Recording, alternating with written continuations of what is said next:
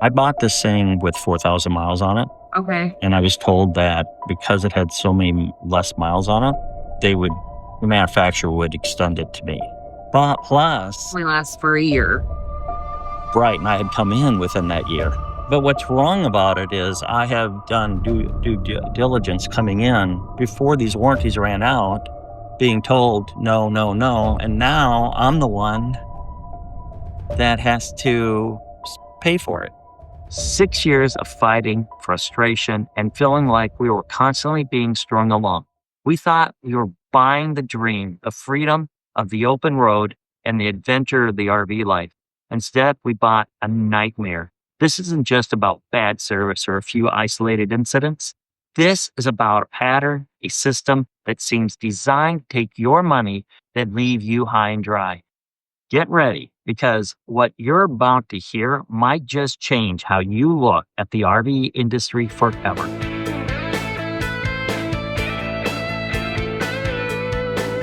Hey there, road crew. I'm John, and this is our new front porch. We're here to give you the unvarnished truth, the stories from the road that aren't in the brochures.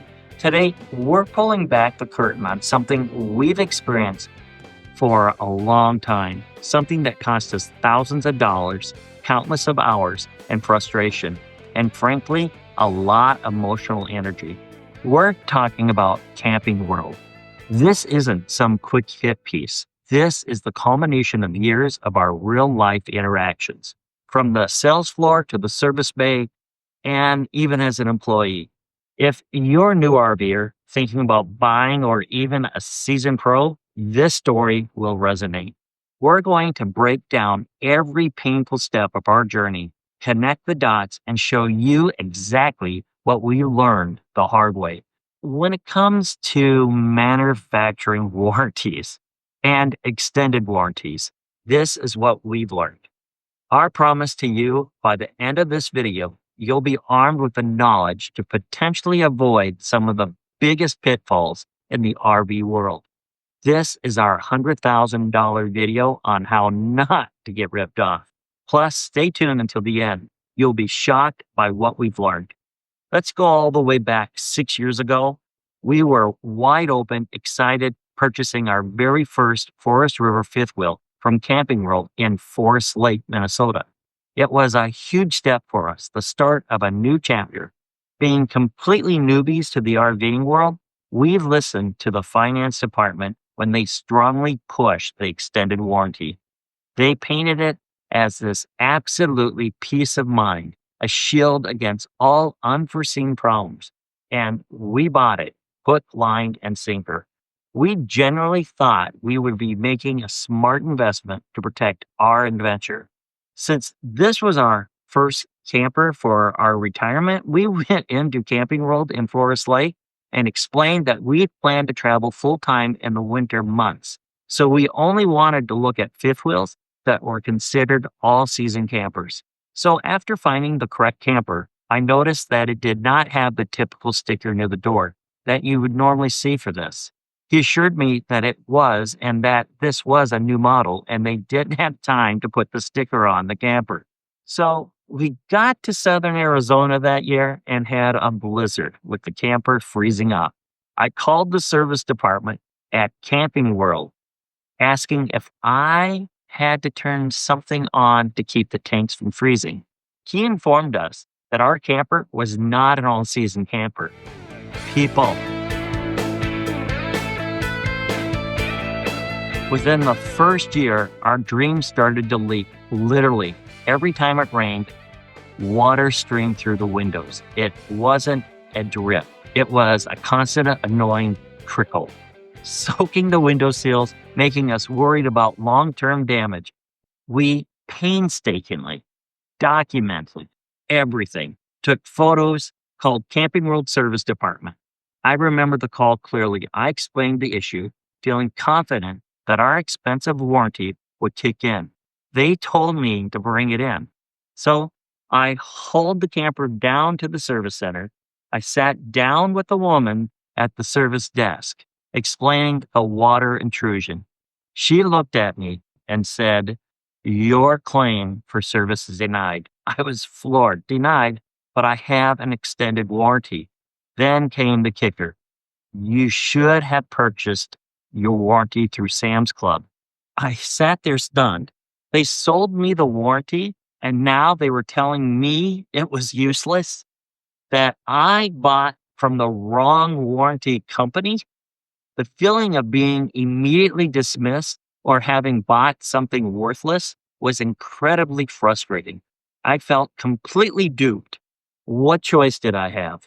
I was stuck and I ended spending over $1,000 out of pocket to have all the window sills supposedly replaced. They assured me it was fixed, that problems were solved.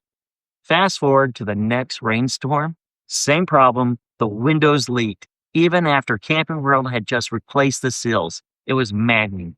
I called a local mobile service person. He came out, took one look, and explained that the sills had actually been never replaced. He showed me the old crack sealant still there, just sealed over. That's when it hit me. I wasn't just denied warranty service. I was outright ripped off. They took my money for repair they never performed. That was our introduction to the Camping World experience.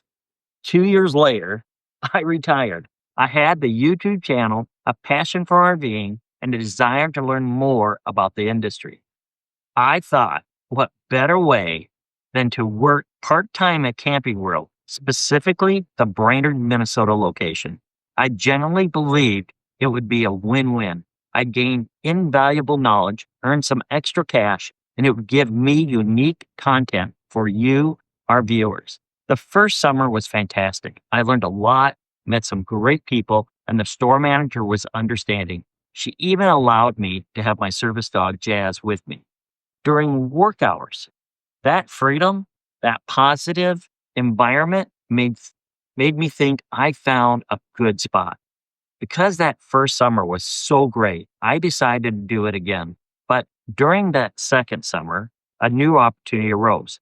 We were interested in upgrading to a newer fifth wheel with more room, something that was better suited for our full time lifestyle. I found the perfect one in the lot. Absolutely fell in love with it. The finance department got to work. I was buzzing with excitement, checking in with them every single day after my shift, eager for updates, for the green light. The last time I spoke with the finance person, he said he was waiting for an answer from the bank the next day. I went home dreaming of our new RV. The next morning, I walked into work and there it was, my camper, being washed in the service department. I remember thinking, this is it. My financing must have gone through. I practically skipped over to the service guy. Hey, I said, whose name is on the paperwork for that new fifth wheel? He looked at the sheet and then he said a name that wasn't mine. My heart sank. A cold dread washed over me. I walked straight into the finance department. The man who had been working on my deal was there.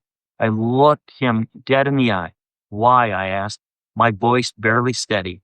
Did you sell my camper? He just stared at me, wouldn't say a word, like he was embarrassed, just averted his gaze. The silence was deafening, and it spoke volumes. I felt betrayed so profoundly. I had been working for this company, trusting them, and they had just pulled the rug out from under me. I left that office completely livid, stewing in a mixture of internal anger and humiliation. But it got worse, believe it or not. Moments later, the boss, the finance manager, came storming out to the sales floor. He found me there in front of customers, in front of my coworkers, and he proceeded to yell at me, telling me that I could never again come into their office. He got right in my face, invaded my personal space, telling me we had a cash payer customer and money talks. Plus, and this stung the most, you're just an employee. My dog, Jazzy, sensing distress in me, instantly moved between us. He kept going, trying to embarrass me further in front of everybody. You weren't going to get the financing anyway. That was the absolute breaking point. I looked at him dead in the eye, took off my company shirt right there and said, "There, I'm not an employee." I dropped the shirt at his feet. I might be an employee, but I'm also a customer. He just scoffed. "No, you're just an employee." And with that, I turned around and walked out. I quit right there and then. If this is how you treat an employee who was also a customer, I couldn't even imagine how you would treat customers who didn't have any insider connection. It was a complete wake up call about their corporate culture. And that absolute fiasco, you'd think we've been done with Camping World, right? But the lure of a good deal is powerful.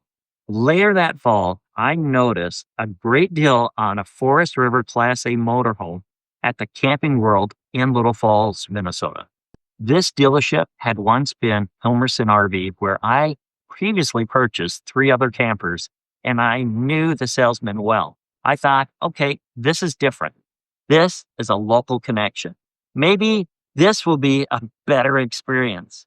The RV was the right fit, ticked all the boxes, and the financing, it went through immediately. And that in itself was a huge red flag in hindsight. Remember just 2 months earlier, I couldn't get financing from the Brainerd Camping World? Now it was proved instantly, it just didn't add up. And I should have trusted my gut. This time, having learned my harsh lesson from Camping World in Forest Lake, Minnesota, I was meticulous. I was sure I purchased an extended warranty from Sam's Club, specifically choosing the right provider for peace of mind. We took our first trip to Florida, fully retired now, ready to embrace the full-time RVing experience. We were only a short way into our trip when we started to having problems cropping up. The stove burner had broken, plus a stove knob, which wasn't a big deal, but annoying. I went to Camping World in Orlando, Florida, and explained the issue with the stove. The service guy shrugged. "Can't help," he said. "You need to take that camper back to whoever you purchased the warranty from." It made no sense.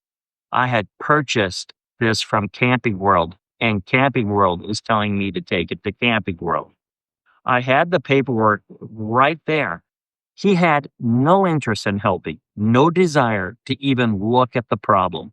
So I had no choice. I had to order the knob from the store, providing all the correct information was right. The knob finally came in as we were heading back home to Minnesota for the summer. Our first night in Georgia, I went to put on the new knob. It was the wrong one. Didn't fit. Just another small frustration example of an incompetence. The very next day, as we were traveling through Tennessee, we heard a large, terrifying crash. We pulled over at the next rest stop, hearts pounding, and found the bathroom shower door in a million pieces on the floor. Its locking mechanism completely broken. This wasn't a minor issue. Glass everywhere and a functional bathroom compromised. And speaking of bathrooms, in our first year of owning this Class A, our toilet broke, specifically the foot pedal. You know, the one you use to flush? It's just stopped working. So I thought, hey, I have that fantastic warranty, right? I went into Camping World in Little Falls, Minnesota, and spoke to the service desk, explaining the broken foot pedal on the toilet. Guess what? Without looking at it, they said it wasn't covered under the warranty. No big surprise there by this point. So we ended up paying a few $100s out of our own pocket for a brand new toilet. Just another item, yet another repair that conveniently found a way not to be covered. So continuing on with our story from Tennessee with the broken door, we got back to Minnesota. I went into Camping World in Little Falls for both the broken stove and the bathroom door. The woman behind the service desk gave me the same line. I needed call the warranty company first. For the door, she added, well, we'll replace the broken lock, but we're not going to replace the glass. I was speechless. Wait, I said, you'll fix the broken mechanism, but not the glass. If the handle hadn't broken, the glass wouldn't have broken. It was a clear chain of events. She just insisted no glass replacement.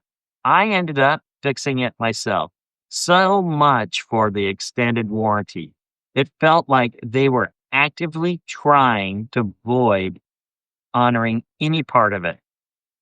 So I began going through all the paperwork, every single document Camping World gave me, and there it was, buried deep in the fine print.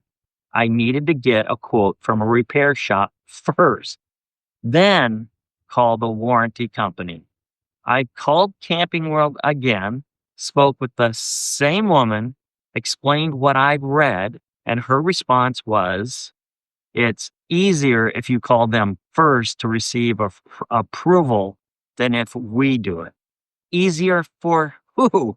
Not for me, I asked. So I don't need to bring my camper in to be looked at for an estimate. She again told me to call Good Sam's. The sheer absurdity, the endless hoops. Frustrated, I decided I would just repair it myself. Again, what a monumental waste of money on the extended warranty that was designed to protect us, but only seemed to be protecting Camping World from doing any actual work. So another summer went by fast, filled with more adventures, but also with that lingering frustration of our unresolved issues. Our second year with the Class A, the interior started to show serious wear. The counters, the dining table, and worst of all, the fake leather couch. They all began to peel. Not just flakes, large, unsightly sections. This was a 2-year-old RV. This wasn't normal wear and tear. It was like the quality was just disintegrating right before our very eyes. I was fed up with being told one thing on the phone and another thing in person. I decided to go into Camping World, and this time I was recording. I wanted to get their official response on the camera all about warranty issues that I had been reporting for over 2 years. Now, I just want to let you know before I get a lot of hate mail, in Minnesota, as long as the one of the two parties know it's being recorded, it's legal in this state, just so you know. Now, if we both didn't know, that's illegal. But since one of us knew it was being recorded, I'm all good. All right. So, on my way back from Florida to here, I was going through Tennessee and the door handle broke on the bathroom glass door. Yeah. It just broke off and I heard my glass shatter. And I was told the handle can be repaired, but they're not covering the glass. And I'm like, the handle wouldn't have broke if the glass wouldn't have broke if the handle didn't malfunction. And then I mentioned the burner and they're like, that's not covered under the warranty. And one of the knobs for the stove, and this is this minor thing on the stove, one of the knobs were broken. And so they said that's not covered. So I ordered one and I received the wrong one. So it's never had a burner thing on it. Then 8 months later, the countertop started peeling, all the countertops and the dining table, and the couch started peeling. And I went and said I had a spray put on the couch, and I was told none of that was covered by someone here that I was told doesn't work here anymore. And then what else? The toilet broke within the first 6 months, the pedal. And I was told that's not covered under the warranty. And so I had to spend $200 getting that new. So when you say it wasn't covered under warranty, was it the manufacturer warranty or was it your extended warranty service? I was told I bought this thing with 4,000 miles on it, and I was told that because it had so many less miles on it, it would they would the manufacturer would extend it to me because it had so less miles. That's what the finance guy said to me. But plus, We last for a year. right, and I had come in within that year on these things, and I'm not making this up. I'm not lying. I'm just saying I had come in within that year and was told that stuff isn't covered. And then I do have the extended warranty, and I'm not really sure anymore what that all covers, if it covers anything. Warranty. You got to do good, Sam. I would assume. Yeah, Okay. yeah. So that's usually like mechanical in operations. So I mean, like your armrests, I feel like that's a mechanical in up. If it's not staying up and it's going like this. I've done like a captain's chair. Yeah. Yeah. Yeah, it just collapsed every so often. And I complained from it from day one that owning it. I keep being told that nothing's covered ever. And They're that's kind of picky. I'm not going to lie. no one ever called the warranty people. No. I would come in and talk to the person. There was a woman here before you, I think, another woman here. Okay. And she would just say, no, it's not covered. And I would just leave, and then I would come in and talk to another guy. There was a younger guy that used to work here that doesn't work here anymore, and he would tell me, no, that's not covered. And never look up, never look at it, never nothing. Well, I can definitely try. I'll submit it though. No, but I'm not going to not submit. But at this point, what's wrong about it is I have done due diligence coming in before these warranties ran out, being told no, no, no, and now I'm the one that has to pay for it. You know what I mean? That's not right either. But it's like, it's not that I did not come in within that time period. And so I don't know what to do other than complain to the corporate office now. Okay, so you bought this Georgetown. Here. You bought it at this location. Yeah. Yeah. All right. So I know I'm throwing a lot at you about 2 years ago, but I've been having issues ever since, and I've been here saying, hey. Well, I just wanted to make sure the extended warranty is still, because I mean, after the, the original warranty were to lapse, and you have, I think it's 3 years of your extended warranty. Right. So you should be okay. I mean, I don't see how you wouldn't be if you bought it in, you said a couple years ago. Right. That you should be okay. Right. Okay, so on the armrest. Did you hear that? There's nothing I can do because the warranty time has passed. It passed because Camping World put it off until the warranty expired. They delayed the defect and ran out the clock, so they're no longer responsible. It's their signature move. It was a constant loop. No matter the problem, the answer was always the same: blame someone else, push it onto another company, or just deny it outright. It felt like a deliberate strategy to exhaust us into giving up. So after another summer spent fighting over who was responsible, we had to head south once again. See, we live full-time in our RV. We can't just leave our RV at a service center for months on end. Well, they finesse warranty claims.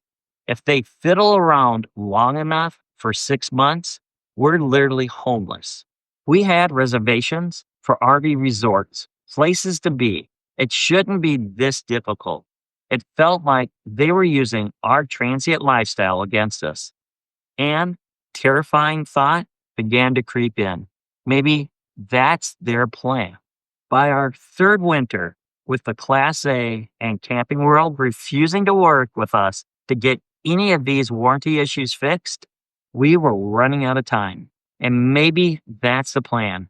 If Camping World stalls long enough, they won't have to pay out on repairs. Maybe that was the plan all along. Rhonda and I decided we're done. We needed to get rid of this lemon and upgrade. Rhonda and I went online to Camping World website. Don't ask me why. I already know what you're going to say.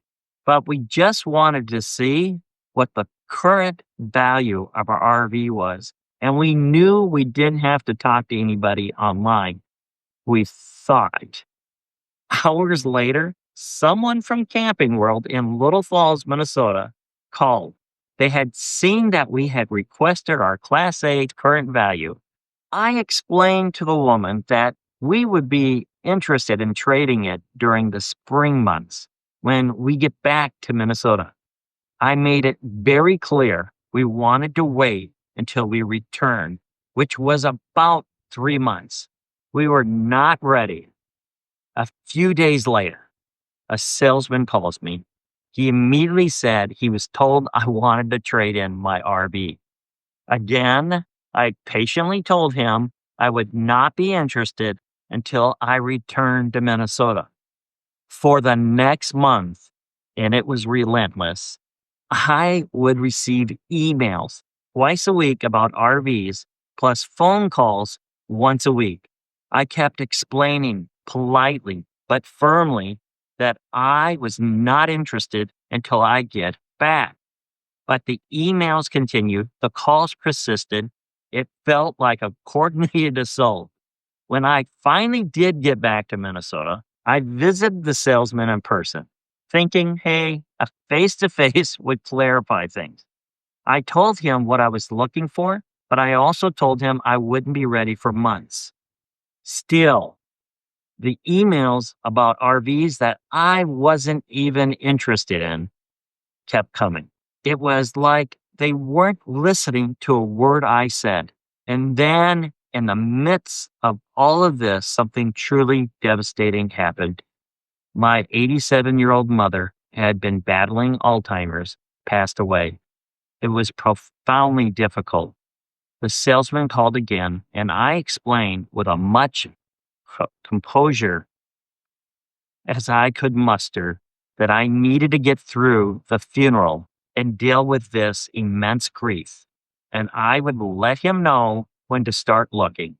I also reiterated that I wanted to trade in my current RV, but I needed to get some warranty repairs completely done first, a point that I thought would actually help them if they wanted to trade.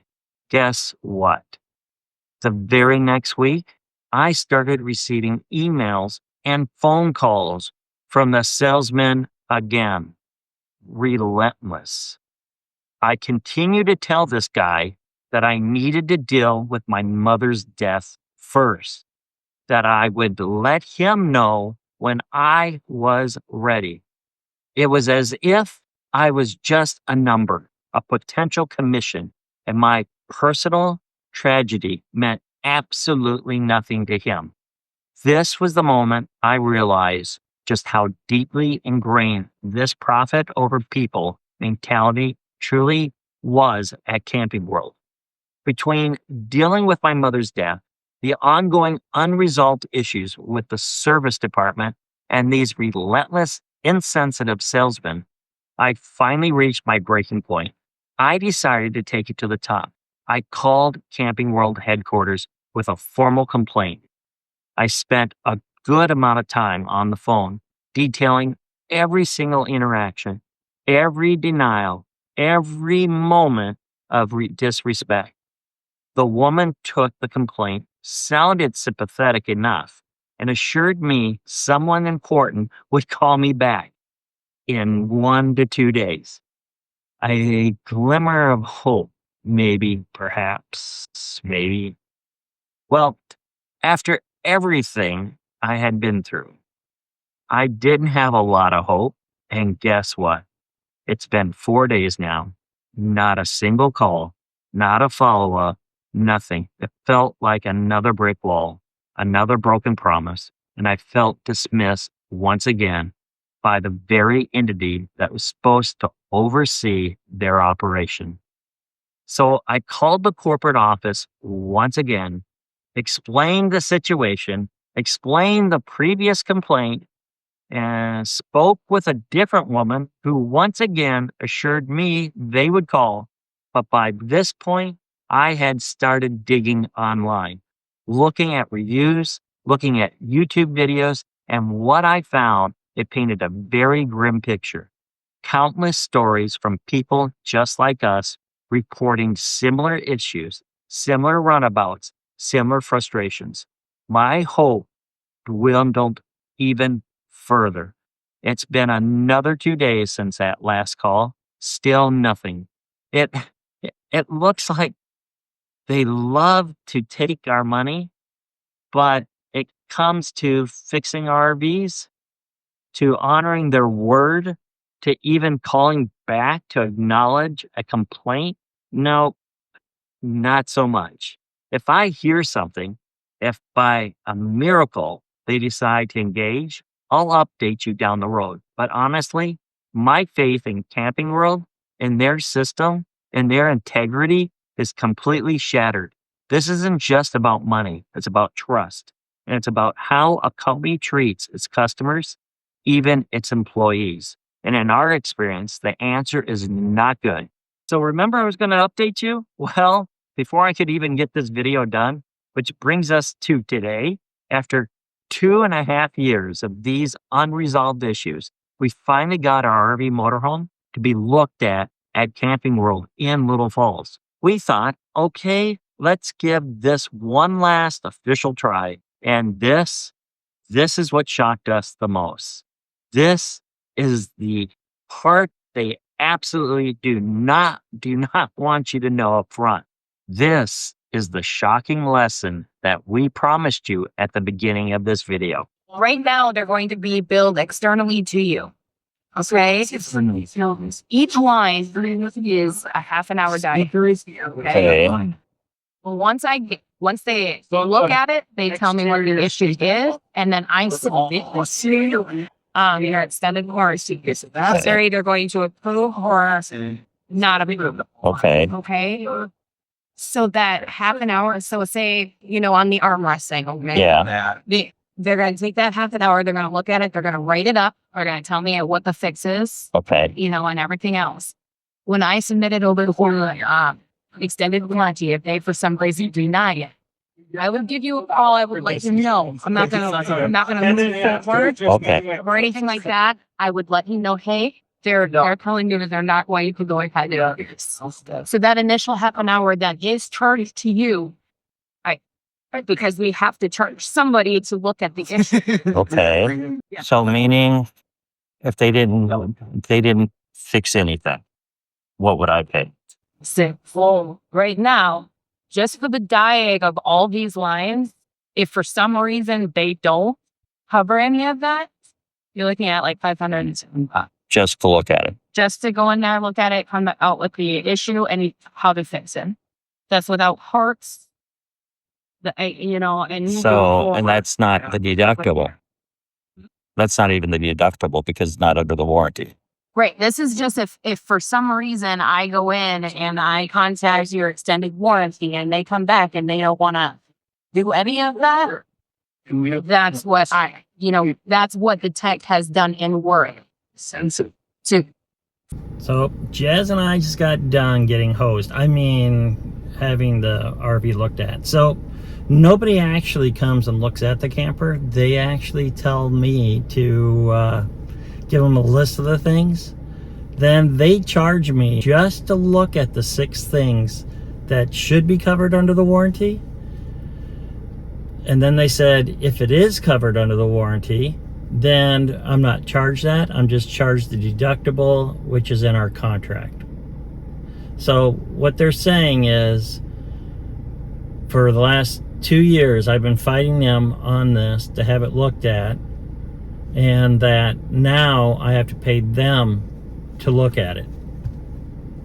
Tell me if that makes sense, somebody. And then the other thing I found out, I had a warranty on this for 1 year, and I had been going to them for 1 year and fighting them on it. Well, the 1 year lapsed. Now they're telling me that those things can't be covered because the warranty elapsed. Well, I've been fighting you on this. We were required to pay for the service of being told that our warranty would not cover the repairs. I have never at any time during the purchase been told this. This is something that they do that they do not want you to know up front. It's a system where they get paid no matter what. They get paid by the warranty company if the claim is approved, and they get paid by you if it's denied. It's a no-lose situation for them, and it's a guaranteed trap for you. This, the hidden cost of doing business with Camping World, a cost that they conveniently forget to mention until you've already in their service bay. This isn't about Rhonda's and my story. Because these issues, because of this persistent pattern of denial and disrespect, I began to investigate what information was out there on the internet. And what I learned was that it was far worse than I even imagined. It confirmed every suspicion, every frustration we had. This isn't just a few bad experiences. This was a systemic issue, a company-wide approach that seems to prioritize profit over fundamental customer service and ethical business practices. My advice to you, based on 6 agonizing years of firsthand experience with Camping World, buyers beware. Do your homework, and I mean real homework. Don't just look at a glossy brochure or salesman pitch. Research reviews, not just for the RV you want, but for the dealership you're considering. Understand your warranties, every single clause, every exclusion, both factory and extended, inside and out before you sign anything. And never, ever assume that a big name like Camping World, a household name in the RV industry, means big service or even basic fairness. Because sometimes that big name just means a big headache, a big drain on your wallet, and a big lesson learned the hard way. Protect your adventure. Don't let your dream turn into a Camping World nightmare like ours did. We know we're not the only ones with a story like this. Have you had any battles with Camping World or even other RV dealerships? What was your experience like? Good or bad, positive or negative? Share it in the comments below. We want to hear from our road crew. Let's build a resource for each other, a collective knowledge base to help future RVers. Your stories, your insights, they help all of us make a better informed decision. Don't be shy. Your experience could save someone else a lot of grief.